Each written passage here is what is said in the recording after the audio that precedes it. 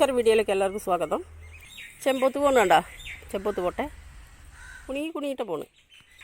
നമുക്കിത് ചീര പൊട്ടിച്ച് തോരൻ വയ്ക്കാം. ഇത് ചീര വിത്തും പാകി മുളപ്പിച്ചതാണ് കേട്ടോ. പറിച്ച് നട്ടാൽ നന്നായി വളരും.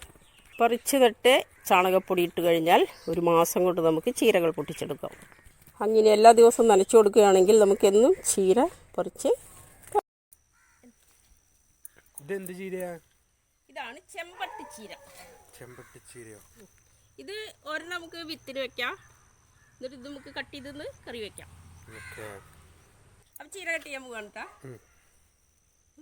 നല്ല ഭംഗിയുണ്ടല്ലേ? സൂപ്പർ സൂപ്പർ ചീരകൾ. ഓക്കെ, കൊള്ളാം. ഒരു കേട് പിടിച്ചിട്ടില്ല കേട്ടോ. ഇതിനെന്താ വളം ഇട്ട്? ഇതിന് വളം ഇങ്ങനെ ചാണകപ്പൊടി മിക്സ് ചെയ്ത ഇതിൽ നമ്മൾ വെച്ചത്. പിന്നെ ആഴ്ചയിൽ ഒരിക്കൽ ഇതിന് സ്ലറി ഒഴിച്ചെടുക്കും. ചാണകപ്പൊടി മാത്രം മതിയില്ല. പിന്നെ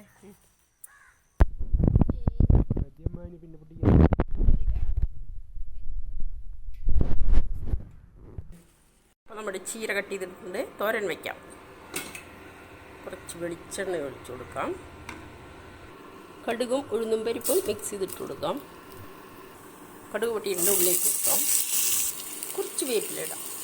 കുറച്ച് മഞ്ഞൾപ്പൊടി ഇടാം. പൊടി ഇട്ട് കൊടുക്കാം.